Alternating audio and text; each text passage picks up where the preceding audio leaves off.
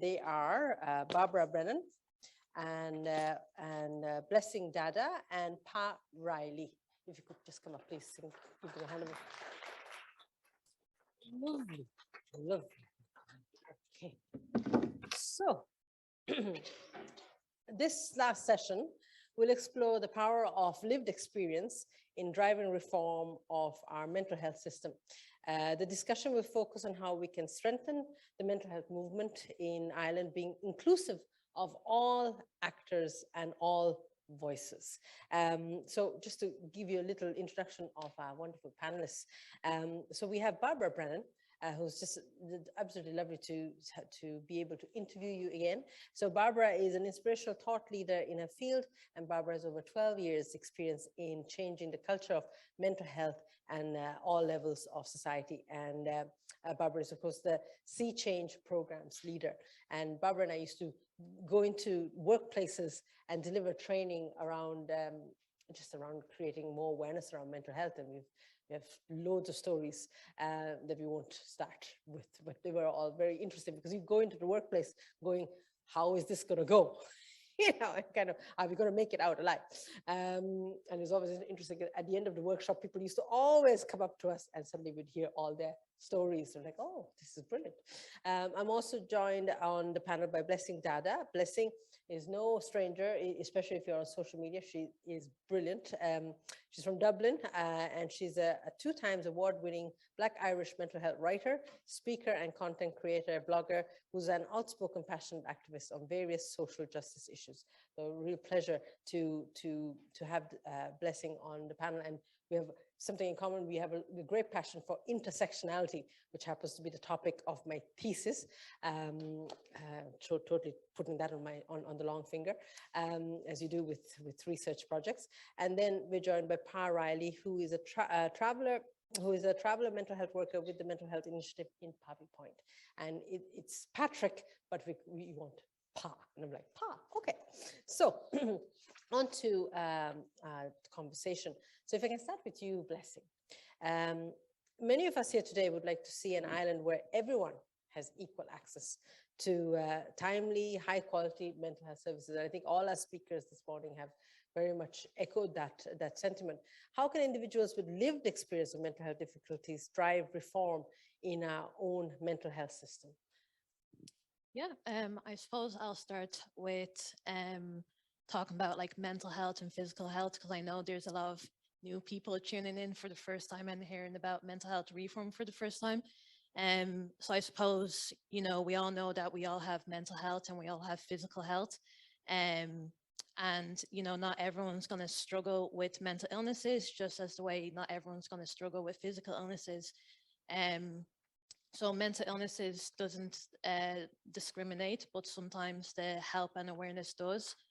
And I suppose, you know, when it comes to intersectionality, for anyone that doesn't know what that is, it's basically a term coined by Kimberly Crenshaw, just I think in 1989, 30 years ago. I can't do maths.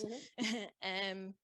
And she is a professor in the US, and she came up with the term to talk about how, you know, there's a lot of us that identify in different areas of race and class and gender and sexual orientation. And obviously mental illnesses doesn't discriminate no matter where you come from or what you identify as.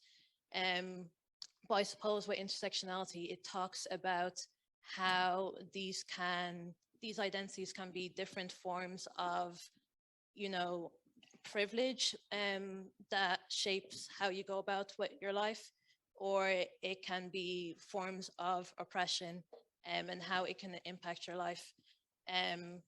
So I suppose just being first generation Black Irish and, you know, being disabled, I suppose I just had to start speaking up about my lived experiences of mental illnesses, just because growing up in Ireland, I didn't really see anyone that looks like me, and it was really hard to kind of begin that journey when I was like around 16 or 15. Um, and, it's really important for, diversity and inclusiveness and representation to be there in order for people to, see themselves in these conversations and know that, everyone is deserving of help. Um, and, I remember when, for various different reasons, I had to like wait until I turned 18 to get help. And I remember like you were the first person that I actually contacted to get mental health help because, I saw you as a woman of color and I was like, oh my goodness, there's someone actually out there that, that's different as well. And I remembered, I think you were in your first year actually. So I was so frustrated because you're like, I have 3 years to go. And I was like, oh my goodness, I'll just wait then. But I suppose it's really important to, um, have ethnic minorities involved in these conversations because, you know, we're talking about the cultural awareness toolkit with mental health reform, and there's many different experiences that ethnic minorities go through that necessarily wouldn't be known in mainstream mental health awareness. There's topics of, adultification and parentification, immigrant time wrap, model myth minority that affects like, the Asian community. Um, so it's really important that, hopefully, with me speaking, other ethnic minorities can know that their voice is valued and, they are important to be included. Um, and, fast forward, being on the same panel as you and, joining Sea Change as an ambassador, I really want ethnic minorities to know that they can, come forward and know that it's okay not to be okay and, sign up to become a Sea Change ambassador. Like they're doing interviews at the moment, sign up to spun out for their action panel. And, Black Therapist Ireland, that's another thing that people don't know of. They're recruiting for their mental health advocate for their wellness program at the moment. So it's all these things that I want people to be made aware of because after I knew the work that you were doing, Black Therapist Ireland came in around October of 2020. And yeah, and that was a shock to me because like I never knew Black therapists exist in Ireland. After you turned me down, it's okay. I did. I wasn't qualified. I did go and seek online help with therapists in the UK and in the US. But, obviously I have like mental health supports now. But knowing that Black Therapist Ireland exists, I really want people to be aware of like the big organizations that are out there and to include them when it comes to like their helpline supports. But yeah, that's me really. Brilliant, blessing, love it, amazing. I'll have to give you a hug after the panel. It's just so beautiful, and maybe you might consider training yourself in the future, because I keep saying if I can do it, you can do it.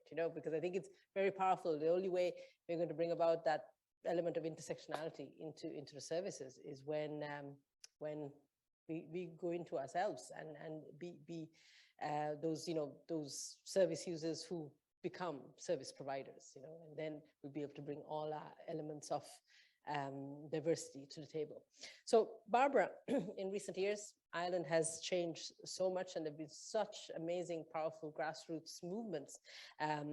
Marriage equality, we had Repeal the 8, and these are all, and of course the independent living movement as well, led by people with disabilities. So what are the lessons that we can take away from these movements, and how can we use these learnings to strengthen the mental health movement in Ireland? Because I often think, when you think of Pride, I actually this morning I thought about it as I was walking past the amphitheater. Do you know that Pride used to be so small that the entire LGBT community used to fit into that little amphitheater?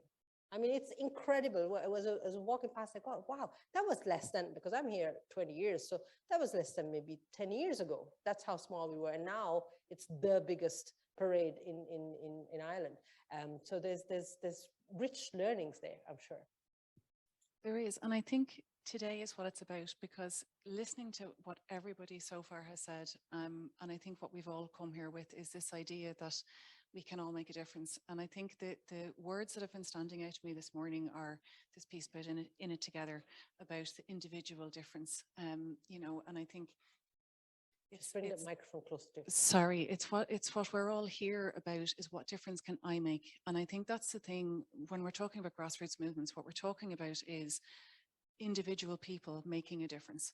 And I think it's like, you know, probably how mental health reform started, and you know, definitely how my organization Shine started. Somebody needed something to change, and somebody had to do something. And it started under a conversation to say, well, what is it that we need? What could that look like? How could we do it differently? And most often, as we heard earlier, not knowing what that's going to be, but starting anyway. And I think from that grassroots movement, it's about how do we all get involved?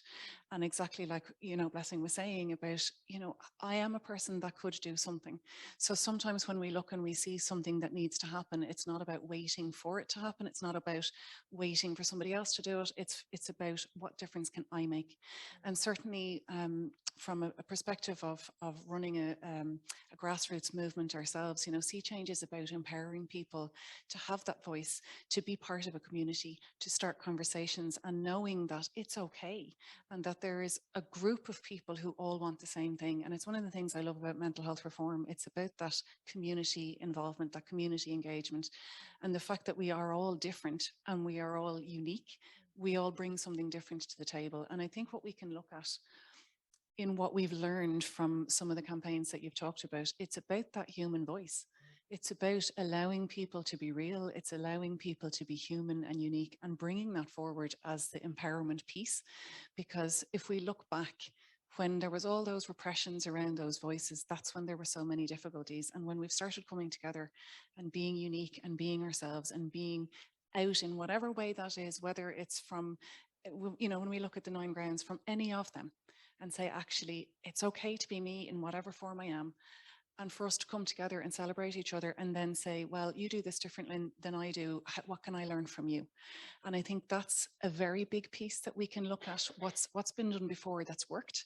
And then looking at other organizations that are already in this grassroots movement, this idea of, well, what is that? And how can I get involved? Because when we think about change and we think about policies and procedures and all these things, they feel way over there. And when we think about the government and how am I going to influence, you know, change on a really grand scale, that's way over there. I don't feel I can make a difference. And yet we can, because while we feel maybe we can't influence the whole world, we can influence our world. And I think when we look at empowering individual voices and we start looking at that connection, it is about the multiplicity. And it is about having layers and layers and layers and saying, well, everybody has a voice that's important. And I think hearing this morning, you know, making sure that we have people who are, you know, very well trained and people working in the area, and then we have the voices of lived experience. We get something different from each of those groups. And that's where we get the strength in the grassroots piece. And I think that's where we can start saying, if we make sure that we include all of those voices all of the time, we will start to see a difference. When I look back at my own journey, you know, I certainly never thought I would be speaking at conferences. I never thought that I would have experiences like this. And having lived experience myself, it is great to say that we are changing, that so much has changed, even in this 10 years. If I look back at 20 years ago where we all were, there's no way that we would have all been in this room, that this particular panel would have been together. And I think that's the bit that we need to take, that everybody is frustrated in what isn't been done yet, in how much money is being spent on this and not that. And yet there is so much happening. So I think the thing about the grassroots, and I think it's something that you said earlier about keep on chipping away, keep on, keep on, keep on. And it's about each of us putting our voices forward, being brave, and also being brave to support ourselves. So accessing the services that are there to support ourselves while we do that. And I think that's the bit that makes a grassroots movement really powerful. It's about leaning on those strong foundations and, most importantly, doing it together. Absolutely. And I'm just struck by, because John kept talking about retirement. I'm just conscious that I've been I've seen mental health reform over the last number of years, and there've been a number of CEOs that I've worked with, and I'm just thinking about how we can play our part now, but then also how we need to support the next generation, because I think that's blessing is our next generation. And I want to acknowledge a very influential figure, I'm sure you agree, Caroline McGuigan of Suicide Survive, because I remember when I really wanted to be more involved in the mental health field, it was someone like Caroline McGuigan who had her years of experience, who then kind of nurtured me. And I think there is like this passing the torch element, and absolutely, as you said, Barbara, we need to acknowledge the fact that we have come this far, as opposed to always looking at what I always think when I used to do stand-up comedy, people used to say, don't always focus on the person who's not laughing. Because if you do that, you will bomb. Look at the people who are laughing. Look at the people who we are helping with all the work that we're doing. So thank you, Barbara. So next part. Research shows that people from marginalized communities are at a higher risk of experiencing mental health difficulties, and in particular with the members of the traveler community. They also face significant barriers in accessing mental health services. So how can we support and encourage individuals from marginalized communities and groups to join the mental health movement and make their voice heard? Because we heard Blessing talking about speaking how difficult it is to break down stigma around mental health around migrant communities, ethnic minority groups, and people who are Black. But from a traveler community, still there is massive barriers for a traveler to stand up and say, I have mental health issues. Yes, of course. I'm hoping this is working. It is? It is. Okay. Yeah. I'd just like to start off by saying thanks to Mental Health Reform for inviting us here today to speak and celebrating 10 years anniversary. I think it's very important that we've heard this morning about the voice being heard, and no group is the same. There's groups and different communities have different needs and wants, and travelers are no different. We experience the same issues that every other person experience, but unfortunately, it's not a pretty picture because we're dying at a faster and a higher rate. We've heard about all these groups being set up, and they're very, very important. But it's very, very important that the people at the center of that's experiencing these poor health outcomes are at that table. It can't be tokenistic. It can't be. We've gone through that. We have travelers. Who knows travelers better than travelers ourselves? We have the research, the literature. We've had the analysis. It's time now. And Dale, I kind of smiled earlier when you were asking other previous speakers, what is your action to call? And what struck me was action. That's what needs to happen, action. And I've heard about implementation, and you were really good at the way you done it. It was like, yes, exactly. We so throw out, these are the challenges, these are the issues. Unfortunately, traveler mental health is not a pretty picture. It's absolutely not. Suicide is so common. As it was said to me at a funeral one day, when we hear of suicide in our community part, it's just, you make no wonder of it anymore. It's that common. And no community, no matter what community you are, should be experiencing stats of suicide 7 times higher for men, 5 times higher for women, and 11% of traveler deaths are by suicide. And those are stats and figures, but we in the community, we see, we live, and we hear it constantly. I'm not being here to be negative.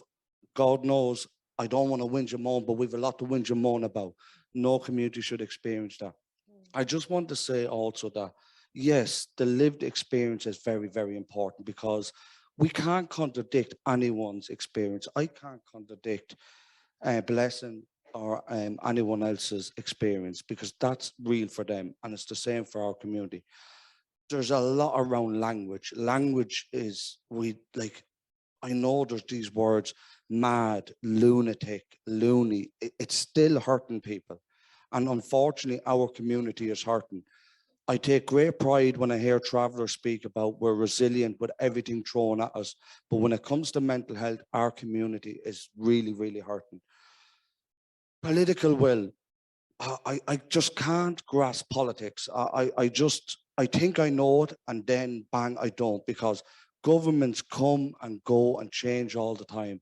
But unfortunately, the reality on the ground for travellers is not changing. We have done the work, we have done the talk, and I think now it's time that the political will. The National Traveller Health Action Plan has been sitting since 2019, where travellers were involved in the process, they fed into it, they identified all the social determinants of health that are impacting on traveller mental health: unemployment, low education, discrimination, racism, structural, individual, institutional. And of in Ireland today, it's very, very sad that I sit here and tell you that I have young travellers coming to me telling me they worry about discrimination and racism before it even happens. So we think of that mentally. Before it even happens, they're worrying that it'll happen. And I think going forward, these are great spaces to have the voice, but the voice, it needs to be more than just a voice. I've heard groups speaking about, we have NIMIC, and I really hope that's successful because I hear a lot of good talk, but travellers need to be at that table. They need to, as I said, who knows travellers better than travellers themselves, and nothing for us without us, I'd imagine. Absolutely. I had the pleasure of speaking to Martin Bean's Ward last week, and he spoke about mental health because it was a panel of intersectionality, and he was talking about, in the travel community, if you're gay, if you have mental health issues, it's really like the wall just keeps getting higher and higher and higher. But then you have examples like Martin, who's like doing a master's in journalism.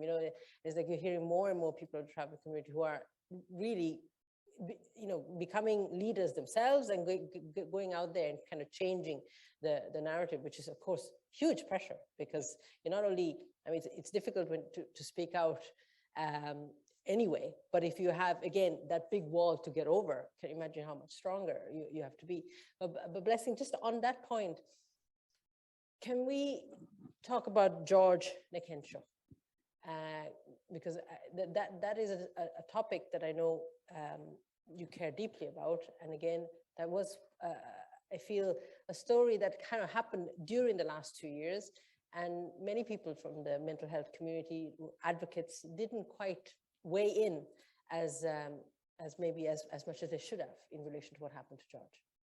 Yeah, I suppose, when I think about what I want out of, this conference and, from people in general, I know we're here to celebrate, the 10th anniversary and all the amazing work that so many people in this room are doing. Because it's also, you have to be political in these type of things because it's a privilege to be apolitical. I'm all for, yoga and meditation and all that type of stuff, but it's not going to get you out of direct provision. It's not going to, get you to not experience racism and all these different forms of oppression through intersectionality. And I suppose, it's really important to be aware of all these different forms of oppression, of ableism, of transphobia, of homophobia, because these do impact people's mental health. And, if you're passionate about mental health, you have to be passionate about these issues and anti-racism. Like being a Black Irish woman, obviously I'm born Black and I'll die Black. So that's just my experience going through life. And, I think it's only really since, June of 2020 when Black Lives Matter came around, that's when people actually opens their eyes to see that there's Black people living in Ireland, there's the brown people living in Ireland. And I suppose it's just a new concept for people in general anyway, because a lot of us would be first generations, whereas the UK and the US have an established history in that already. So I suppose with George Nikenshaw, I'm very open about living with mental illnesses online, and I do share a lot of my experiences to open up myself to the community to let them know that it's okay not to be okay. But you know, December of 2020, I just felt like, you know, after 5 or 6 years of my activism, I felt like it was just going backwards real quickly in that time because, you know, so many people were saying that they're going to educate themselves in anti-racism and, you know, pass the mic and, you know, listen to ethnic minorities. And then December came and, you know, we really need to go beyond the conversation of mental illnesses such as anxiety and depression because there's other mental illnesses out there that still have such a high stigma and stereotype that's attached and it needs to be dismantled. Um, and you know, we already have the issues of like waiting lists, never mind trying to find someone that can understand your own unique experiences. So when December came and, you know, when George died due to, you know, the interactions with the guards, I think someone already mentioned how we need to look at, you know, Gardaí reform when it comes to like women's mental health. And when I saw that in December, I was, to be honest, I was really disappointed when I did try to speak up about it. And there was other people that talked about it, but they necessarily didn't call themselves mental health advocates.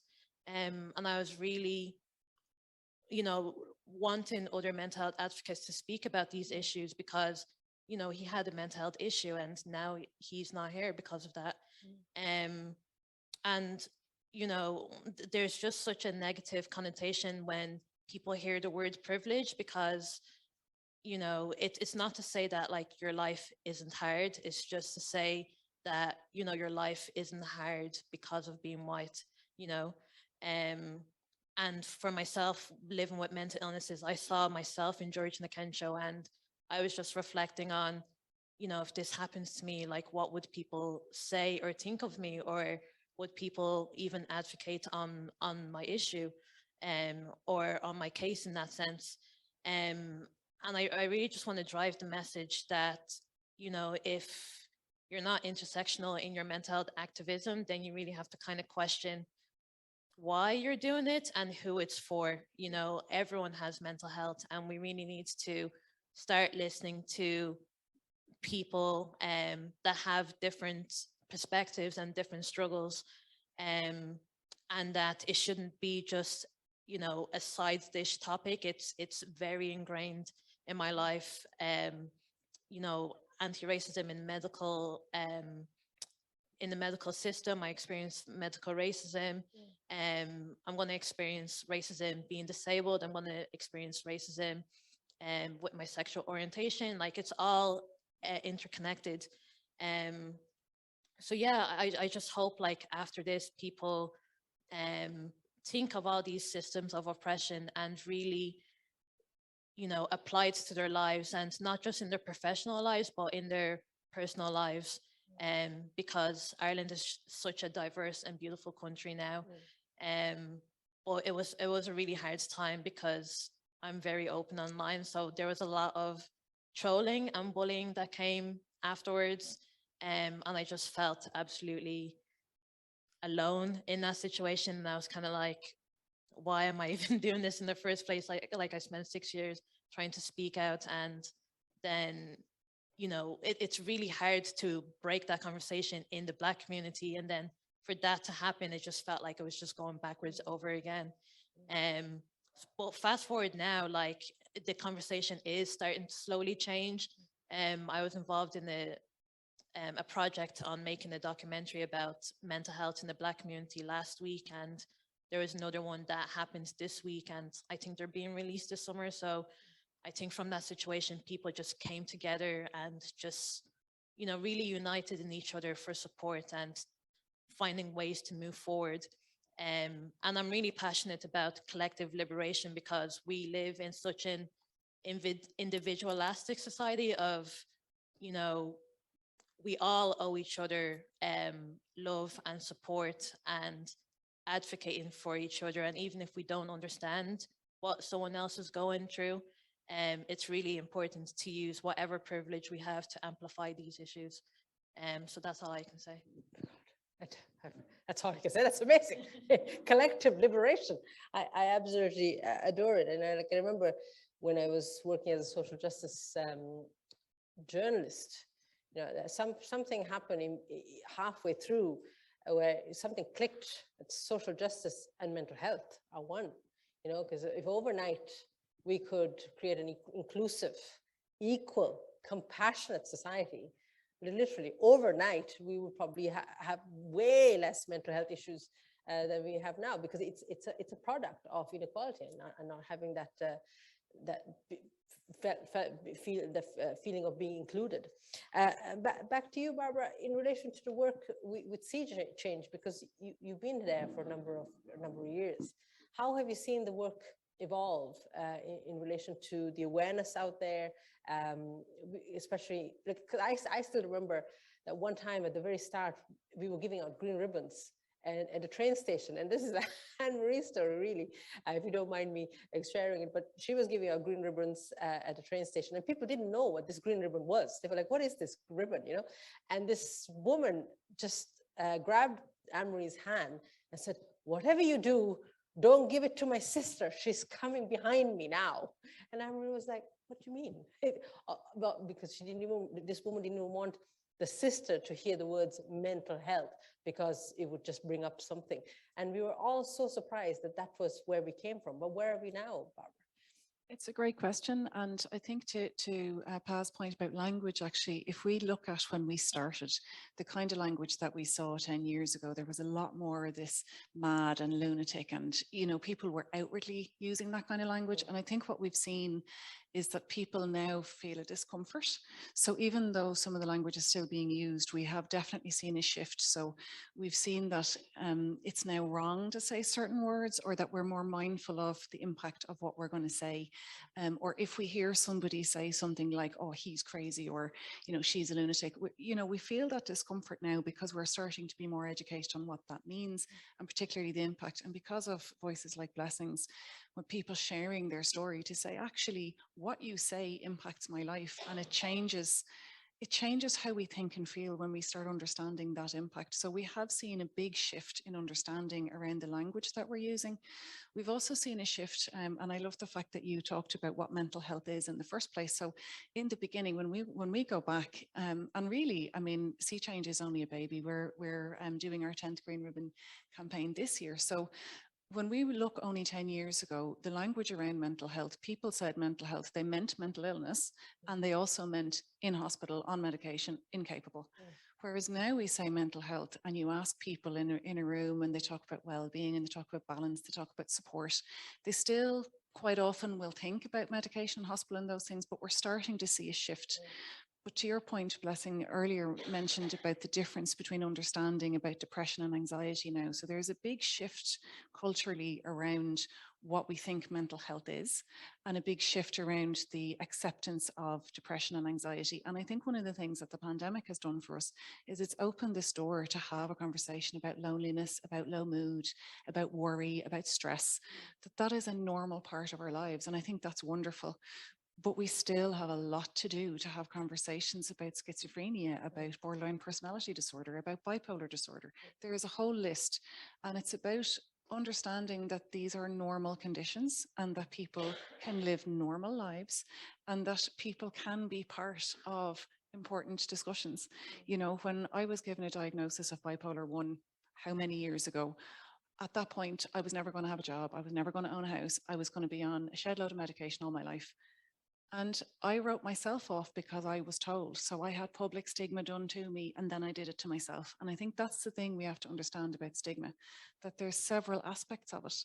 You know, so Pa has talked about the idea that, you know, depending on where you're from, if you're from a particular group, and you've both spoken so eloquently about that impacts us. But we impact ourselves, and we start taking on all of these things. So while we've seen a lot of shifts around the language that we use, and we've seen a lot more mental health policies coming in, we've seen organizations having these conversations, and it's wonderful. We haven't seen enough yet, and there is still that tokenistic approach to some degree. And I think that when the crossover happens of this intersectionality and the discussions about mental health, and we start bringing in that lived experience and we start having experiences from all the areas, that's when it becomes robust. And thinking about your question earlier about grassroots movement, to really understand that these things take time, and it's that question of how long is a piece of string, when are we going to reach the end? Because the other thing about these type of things is it changes and evolves, because as we start out and we have this idea of what we want to say, what we want to do, things evolve around that, and our passions might grow or change depending on what we've seen. So I think where we're at now is that people understand that we all have mental health, or for the most part people do, that it's the same as our physical health, we all have it. Maybe to what extent they don't understand, and they certainly don't understand that anybody can experience a mental illness. And I think that's the bit.